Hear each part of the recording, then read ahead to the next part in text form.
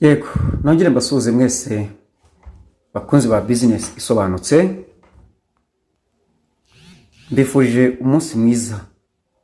Bitewe n'amasaha abari mu gitondo mu gitondo cyiza, bari ku manywa mugira amanywa meza, bari kigoroba mugira ikigoroba cyiza, ewe n'igicamunsi mugira igicamunsi cyiza. N'abari nijoro namwe mugira ijoro ryiza. Ngarutse rero muri iki kiganiro ngira ngo tuganire kuri P network. P network yabaye P network. Mbazaniye inkuru nziza, nongeyeho ngo mbazaniye inkuru nziza. Abantu benshi bamaze igihe bibaza ngo P network irava he irajya he. Abantu benshi bakayijyaho impaka bibaza ngo ifite gaciro, ndetse benshi bayise scam. Ariko uyu munsi ngira ngo ibya scam bigiye kurangirana n'imvugo yabivuze, ibindi mpaka zemara amagambo. Ubu tuvugana ibitarashyirwa ku mugaragaro ngo bitangazwe burundu, ariko nibura mbere yuko amatora ibyavuye mu matora bitangazwa, hari iby'agateganyo.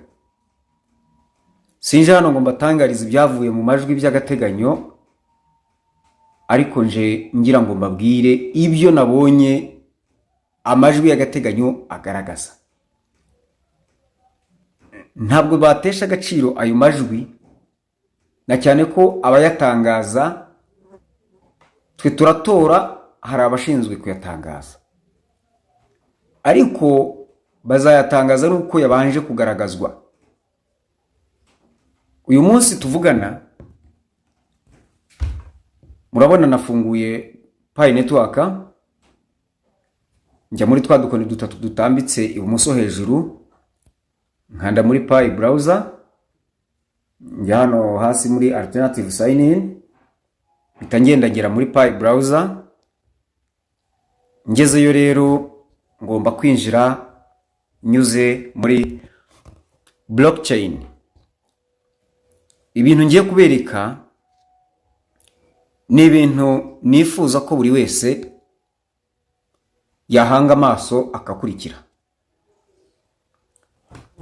Twavuze kenshi, twamamaje kenshi igiciro cya P network. Dukunda kuvuga imvugo ivuga ngo GCV. GCV ni Global Consensus Value. Mperutse guhura n'abantu baranseka cyane, mbabwiye ko P izagira agaciro k'ibihumbi 314,159 by'idolari. Baransetse bya nyabyo.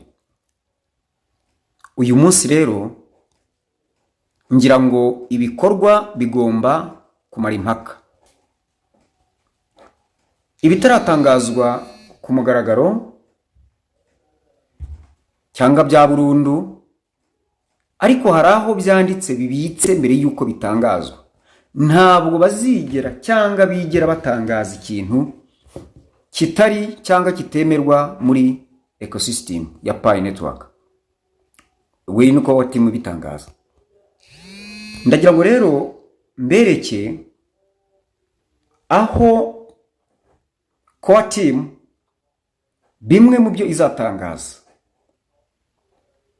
Harimo n'igiciro, ubu ni ku munsi wa launch cyangwa se wa open network. Harimo n'igiciro kigomba kugenderwaho kidahindagurika, stable price. Iki giciro ni igiciro kitavuzweho rumwe, ariko biragaragara yuko nkuko babitubwiye ko bazibanda ku giciro cyagaragaye muri ecosystem, muri transactions zitandukanye zakozwe, igiciro kizatoranywa. Ibi bintu ngiye kubereka ni ibintu bigaragara yuko byakozwe mu kwezi kwa gatanu. Iyi P mureba, iyi ecosystem ya P ifite ikintu bita amakuru mw'abantu. Buri kantu kose mubona hano gafite amakuru kibitsemo.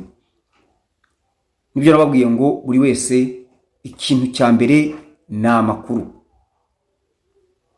nta handi tubikuye, naha ntabwo ari bya bindi dusesengura twitekerereza, dore biri hano muri Pi ecosystem muri blockchain.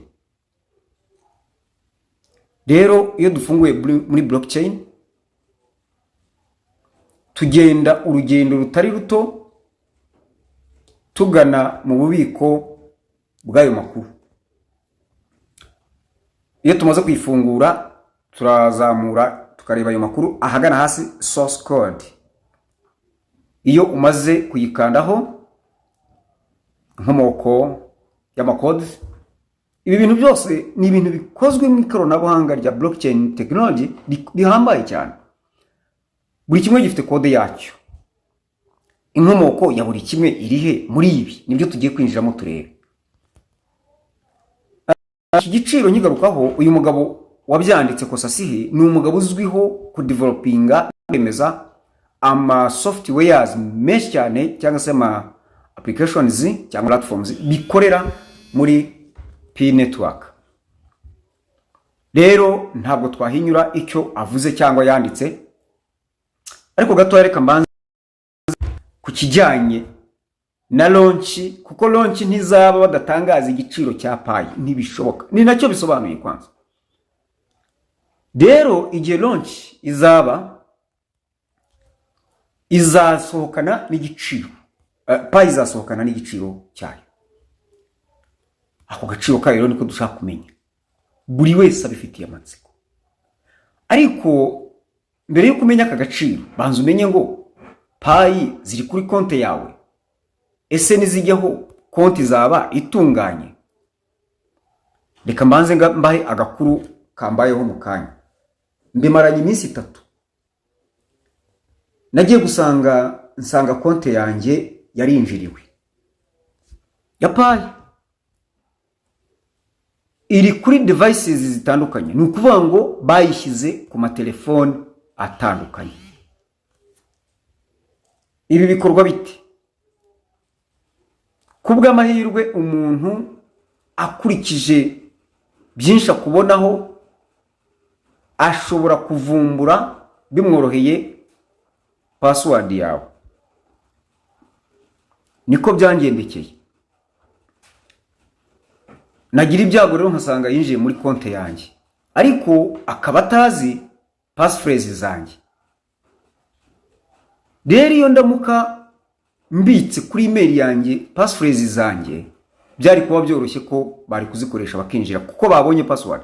A downloading application akaregistering indi konti mu izina rya nimero yawe. Email barayizi, dore ni postinga kuri YouTube buri gihe, irazwe. Ibyo bintu bibiri biroroshye rwose ko kwinjira muri konti. Email ndi baba bayizi, wirinde ko bamenya password. Koti mureri giritya inkubita ka message yuko ngomba gusecuringa konti yanjye, nkabanza ngahindura password. Niko byangendekeye. Ibi mbabwira mbyeretsa abantu twari kumwe, mbiberetse none ahangaha. Bimaranye iminsi 3 mbibonye, mbyiga neza. Icyo nkoze, nsabye guhindura password, ndangije njya muri password, ndabikora nkuko bisanzwe, ndongera nsubirayo, bansaba gucreating indi password, nkora iyindi. Maze kuyikora, bansaba no gukonfirminga email ko ari iyanjye. Ubu rero kuva mpinduye password, noneho maze gukonfirminga ibyo, banyeretse yuko bankoreye sign out ku yandi my devices nagaragaragaho. Nta hantu nigeze njya ntababeshya, nta hantu nigeze njya handi pe, nta konti yanjye nigeze nkereye kwindi. Rero nibyo mbaze iminsi mbabwira, mugira amakenga.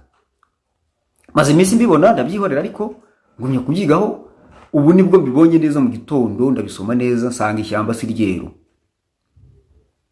Nuko maze kubikora, bakonfirminga email yanjye na password nshyashya.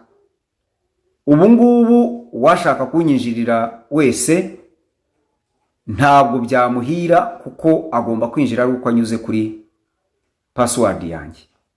Nawe rero niba password yawe mu minsi yashize, mbonereho kubwira n'abantu ninjije newe n'abandi, ntabwo twari tuzi yuko bizagera ahangaha ko password izagira akamaro nk'aka.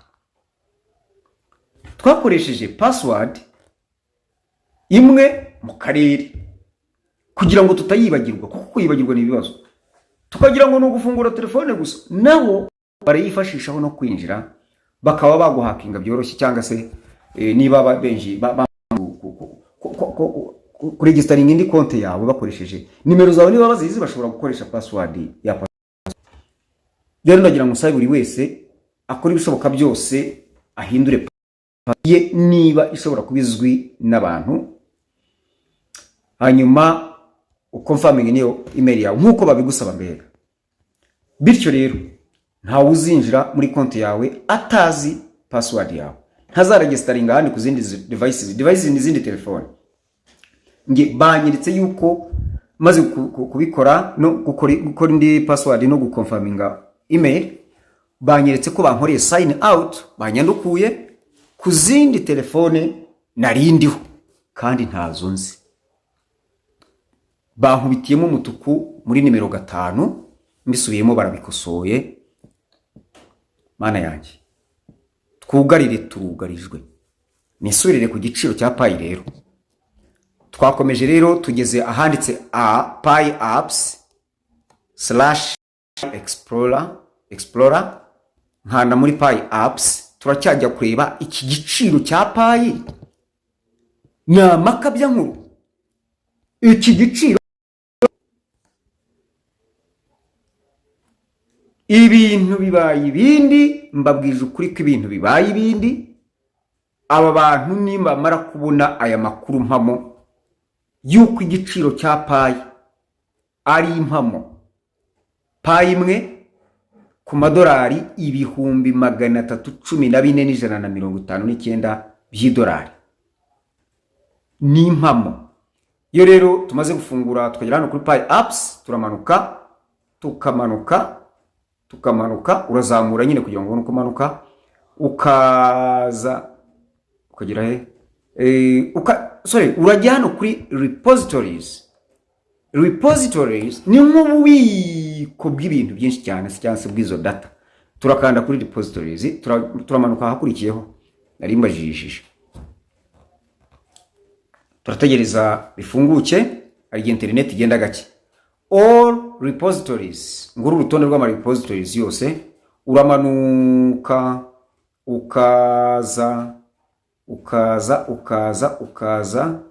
ukajya hano kuri doa ngiye ukayikandaho. Iyo umaze kuyikandaho, ubwo turajya gushaka kosasihi. Iyo tumaze kuyishaka, turamanuka hano hasi, dore biyerekeye ngibyo, ukaza kuri kosasihi. Nguye ari kumwe n'uwitwa Giaquant 1120, hakaza Kokalis, ni nyiri umushinga Dr. Nicholas Kokalis, ngiyo ni foto ye, hakaza na kosasihi. Dukanda kuri kosasihi, tugiye kureba imwe mu mirimo yagiye akora buri kwezi, buri munsi. Iyo tumaze kumugeraho, turamanuka hasi,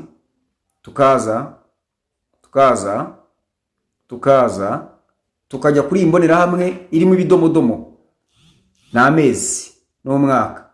Ukaza ku kadomo ka nyuma ngako ukandamo. Iyo ukanzemo urabona ni September, hakaza murabireba, yego. Nshatse najya reka nkande kuri May ngiyi no kwa 5 ni mwaka wa 2024. Kubera ko ibyo yakoze igiye kubereka iby'igiciro nibyo mu kwezi kwa 5, mwumve ko binamaze iminsi. Iyo maze kubikandaho abantu mwe, ndaje nshake ibyo yakoze. Turashakishiriza hano ibyo yakoze, turajya he? ibintu byose nababwiye ngo ni ugushakisha, sibyo? Ni ugushakisha. Turajya he? Ukwezi kwa gatanu uko ushaka. Ismail ni tariki 12. Ubwo ni ukwezi kwa gatanu kose gukubiye hano ibindi bikorwa, show more activities. Nkakandaho, namara gukandaho ndashaka ahari ibijyanye n'igiciro cya Pi network. Ibyo nshaka more activities bibonyeho ndabibereka muhumure. Tukaza tugumya dushakisha biri handitse Pi price. Ko ari byinshi mbese, bikorwa ni byinshi. Byanga ndanyuraho nanyuze mbere yango ngereye. Byo nshaka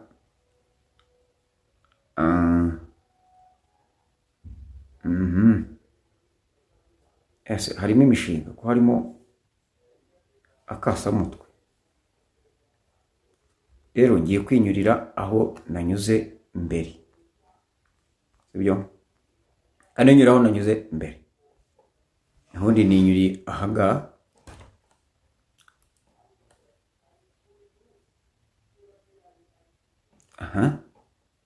Kosa sihi indangiza ndahitamo hehe.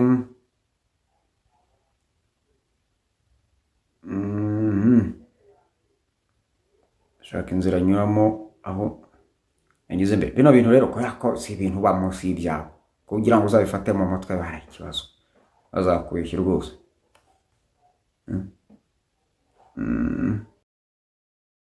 Bakenda niho nari naciye nza hano kuri Crypto Connect. Maze kuhagera ndaza aho rero muze murebe. Ndaza urabona tugeze kuri Crypto Connect. Ndaza Pi Crypto Connect. Ndaza nirebera hano, ndangije kwirebera ndambura ibikorwa, ndabirambura gutya nishakira amakuru.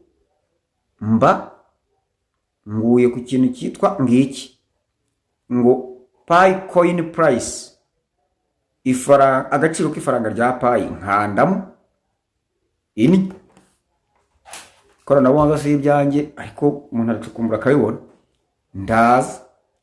Nza hano, dore hano ngo auto set Pi price. Ni ukuvuga ngo bizijyanamo kuri launch. Ibintu barabisetinze byo biziterura uko system launchinga izatererwa kubitamo hariya open network ikaba. Ni ukuvuga ngo bagafungurira amayira za companies zose, bizaba biri kumwe n'igiciro. Nabyo ni ibintu byateguwe, byasetinzwe.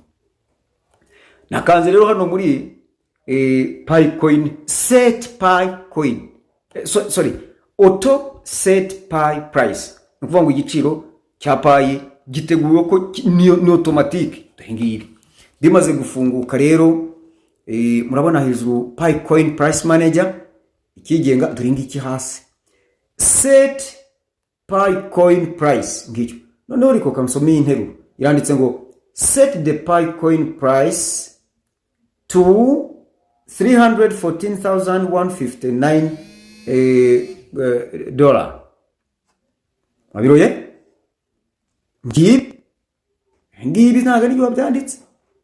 Niyo wakanda hano muri Pi coin price manager bikafunguka.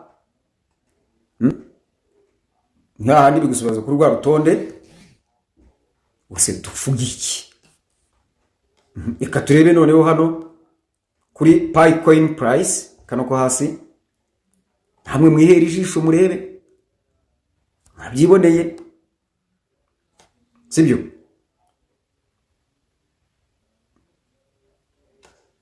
Ibi rero ni ibikode byabo njyewe ntashobora kumenya. Kandeba kangaka kanditseho target pay price. Yewe ibikode sinabimenya. Ni ibikode cyo ngaha. Ikode ziba zirimo neza. Aha. Ko tugarutse hahandi.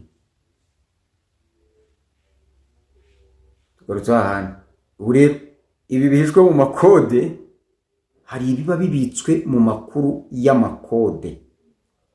Ariko ari biriyo urabona hariya babigaragaje mu magambo. Hano rero biri mu makode. Cye ntabwo nabishobora. Ariko ubizi by'ikoranabuhanga ubijyemo, ubyinjiremo, urebe bisomwa mu buryo nyine bw'ikoranabuhanga. Yewe ushwida ntabwo nabimenya. Icyo nari nshinzwe ni ukubereka ngo biri hano. Aho rero twebwe tubisoma mu magambo, ntabwo twabirenza ingohe nkuko nabiberetse. Urumva kuko nabiberetse biranditse mu mibare, sibyo? Naka tugafungure auto pay pay price. Dore ngibi bikera ngibi turavuga twiganirira, ariko kugira ngo mbereke ukuri, mbereke ibihamya ni ibi ngibi. Dore aka kantu barambwira ngo initialize the exchange. Dore ngiyo na Binance irimo CCXT Binance ntabwo bazemererwa ku exchange badakurikije kiriya giciro. Hasi rero barandika ngo define the trading pair and target price. Trading pair ni Pi USDT. Yewe tata we, ibi ni iki? Nukuvuga ngo Pi izajya ivunjwa mu ma USDT. Nigeze mbabwira ka USD Pi target price 314,159. Cyore dore nazuminze ngibi mu bireba. Si ngibi. Ubu nti mu bireba koko. Ni mu bireba. Ni mu birora. Ayiga mana bega ntabwo twaruhiye ubusa koko. Ni ukuri pe. Loop indefinitely. Aha. Mbemba bwire harashya. Rero njye ndumva umutima wanjye wanagize n'ubwoba. Ntabwo mbabeshya, ndumva umutima wanjye wuzuye ubwoba n'ibyishimo bivanze. Ubu sinzi icyo nakora, sinaseka, sinarira. Ariko mukanyingize ntinumva amarira mu maso. Ko numvaga ibyishimo ari byinshi cyane. Ese ubu nkora iki? Oya, reka ne gukomeza kumvisha umutima yuko ibi bintu ari byo. Nubwo mbibonye. Ngayo nguko bavande. Mvuge iki ndeke iki? Nta kindi. Umutima wanjye reka nhunze yuko ibi bintu nabibonye. Ako nabibonye. Ibisigaye ubu abantu batangira bakaraga. Gitono mfuye byanjye bakabisigarana, niba narujuje ibyangombwa umuryango wanjye nkawusigira umuredi. Ndagira ngo kandi ntange igitekerezo ku bapioneers rwose, buri wese abitekereze niba bishoboka, yewe nzabikora. Umuntu wese ufite umuntu yinjije muri payi ariko akaba yarapfuye, iyi payi nimara kujya ku isoko azihangane ayagire umuryango w'uyu muri ferowe wapfuye. Burya bari muri security sako tutabazi ntibyoroshye kubamenya, ariko abo ninjije cyangwa wanyinjije niba yarapfuye, nanjye nindamuka mpfuye ejo mu byumve ngewe nzaba mbasigiye umurage wenda, ariko payi zabo bari batarakora KYC, basi uwo muntu gukomokaho uzihangane uyagire umuryango we niyo wabaha payi imwe miliyoni 408 z'amanyarwanda, inkuru yabaye impamo. Ndumva nduhutse ku mutima. Nahoraga mvugana gushidikanya, nahoraga mvugana akantu kagashiha ku mutima, mvuga ntibisiza byari iki. Bahoraga banseka bampindura urw'amenyo, mana yanjye. Abantu baransetse, n'ubu kandi abantu bari bunseke. Ariko ndabivuze, ndabiberetse, biri muri iyo telefone ufite mu ntoki wowe umayininga, uri bumayininge none ahangaha nawe ari bube abibona. Inkuru n'impamo, igiciro cya payi ntabwo rwose twaruhiye ubusa, kiremejwe. Abapayiniya mwarakoze, bashyigikiye gisivi mwese. Nukuri mwaraye amajoro, twaraye rubunda, turara rwantambi, turapfa turapfuka. Simbabwiye ngo nimujye gufata amadeni, ntayo.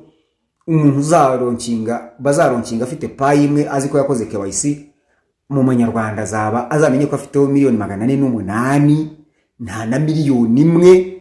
Wamara n'umwaka utarayifata, none uzaba ufite izirenze imwe, uzaba ufite amamiliyoni 100 wikwishimira ibyo, ahubwo vuga uti ngushijishya. Ugushijishya no kuko yabonye nta mushinga, ugushijishya no kuko yabonye ushaka kwifurahisha, ugushijishya no kuko yabonye ushaka kugira abo wirataho, ugushijishya no kuko yabonye ufite umutima mubi, ugushijishya no wowe uyasekera utavuga ko ubona ko ari ibibazo ugiye guhura nabyo, ahubwo ariko urahiriwe wowe wahoranye inzozi zo kuzagera kuri byinshi udafite uko wabigeraho. Wowe washakaga kuzagera kuri byinshi udafite uwagufasha, wowe ushaka kuri byinshi warabonye payi utazi yuko izagira ikibyara, none uyu mwanya ngira ngo urakibonye. Sinjye ubitangaje bwa nyuma kandi sinjye ubitangaje bwa mbere, mubonye yuko ari ibyo mu kwa gatanu. Twabicagaho tutabizi, narabwe n'ikintu cya mbere nari amakuru. Dushimira umuntu wabivumbuye ejo akaba duhumuye amaso tukacengera tukabibona. Harimo byinshi cyane, ariko ikintu abantu bari bakeneye cyane ni iki giciro. Ikindi ni ukumenya ngo ni ryari ni nyuma y'itariki 31 z'ukwa 12. Agaho kazaharirwa umunyutsi, buri wese ntabwo nzi uko azifata. Jewe mfite ubwoba sinzanasohoka no mu nzu guhera kuri iyo tariki. Ntabwo nzava mu nzu, inzu nzaba ndi musinyi babwiye hatazagira n'unsangayo. Jewe ndumva nshaka gutangira no kwihisha rwose, kuko ibi bintu ni ibyo kwitondera. Abantu mubonye ko payi byane nababwiraga nti ifaranga ni ifaranga riri politike, mubonye ko izavunzwa mu ma USDT kandi zo ziba kuri Binance. Ariko Dr. Nicolas we urantanga. Ubu se reka mvuge none kuko icyo gihe sinzaba mbasha kuvuga. Hinga mvuge, hinga mbabwire, hinga mbarabure. Ejo nababwiye ko ari ubuhanuzi, none nababwiye ndabahanuye abantu baransika ngo mbega ubuhanuzi. None uyu munsi nibi ngibi se kandi muravuga yuko nabyo muranseka. Ngiki giciro cya payi bibaye impamo, sinjye bimuritse, ariko birahari biranditse, bizarunkingwa. Nta uzasubiza inyuma iki giciro. Ibyari inzozi bigiye kuba impamo. Ni mubimenye hakiri kare. Buri wese natangira ategura umutwe we, nategura icyo gukora. Umuntu utazagira icyo akora uwarapfuye aragiye. Nta numwe ugomba kutagira icyo akora. Nanjye ibindi mu kuvugira hano sinzabihagarika, nzakomeza kuvuga mbwira abapayiniya buri kimwe cyose. Yewe niyo nakwivugira payi gusa ntacyo byantwara, yonyine irahagije. Twabwiye abantu kuregestaringa payi baranga, none igihe kirageze aho bashobora kwifuza ibyo batazashobora kubona. Ese urugini rufungwa bizagenda bite? Muri Bibiliya handitse umugani, niba atari umugani, niba atari igitekerezo simbizi, cy'umugabo ngo bita Nowa. Imana yabwiye ati bazi inkuge, abantu bahungiremo bakiri umwuzure. Abantu iyababuriye yari iraho kuki tabashyizemo, itabakeneye bashyiremo. Bamwe bajyemo basohokamo batiratinze babivamo barapo. None dore ngibi bihe birabaye, benshi bagiye kugaruka. Abagarutse bakajyemo ngo igihe cyarageze biratinda, none n'umuryango we abari we bagira gute basigaramo. Nuko bararokoka abantu 8. Niko igitekerezo cyanditse, ni igitekerezo nyine. Ariko kuri payi si igitekerezo, ibi ni impamo. Benshi babivuyemo. Wowe rero twasigaranye hano kamayininga, uzinjirana mu munezero payi nyinshi, uzinjirana mu munezero igiciro cyiza. ba bandi bazaza bafite udupayi dukeya. Bamwe hari abasibye konte zabo ubu ngubu byabasaba gutangira bushyashya, abandi babishingutsemo ntibashaka no kubyumva. None dore ibintu birigaragaje. Ibi ngibi tubivugiye cyangwa babyerekanye bitaraba kugira ngo nibiba muzamenye yuko ari ukuri. Ntago bazabyemera icyo gihe. Mukwiye gutangira kubyemera no. Dore ngibi biranditse muri payi. Ubuse kandi muravuga ko payi inteka mutwe babyanditse n'abateka mutwe. Ngaha ni mutureke twebwe tuzifatira ubwo buteka mutwe bwacu. Nukuri igihe kirageze ngo buri wese yisubiremo amere nk'utangiye bushyashya, yumva ibintu bushyashya, akora ibintu bushyashya, agende bushyashya, buri kimwe cyose ugikore bushyashya. Numiwe, jye numiwe. Ndaca he ndagirane ko numva no kugenda birimo kunanira amaguru yanze gutambuka. Zananiwe gufata telefone mfite mu ntoki ndimo kubaheraho iki kiganiro. Reka rero bye kuzadutungura, tutangire twitoza, tujye mu myitozo kuko tugiye mu rushanwa akomeye cyane. Tugiye gukora ubucuruzi buhambaye, tugiye kuba mu nyubako zacu zikomeye, tugiye gufasha benshi twahoraga twifuza gufasha, tugiye kubaka igihugu cyacu. Tuzabigarukaho ku buryo burambuye. Nimutega amatwi bushyashya, nimuze ko nababwiye nimuze kuri izi mbuga. Iki nicyo gihe benshi payi bazimaze. Ndababwiye nanjye bari banyinjiriye.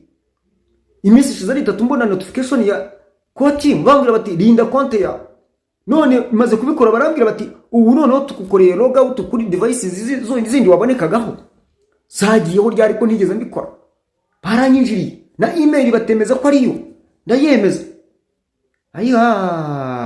Ngiki gihe gikwiriye yuko tuguma hamwe tukamenya amakuru. Ikintu cya mbere ni amakuru. Bapayoniye mwebwe mwamayininze, igihe kigiye kugera bababwire ngo mwumve ijwi rikubwira mu mutima wawe ngo wakoze neza, injira mu munezero wa shobuja.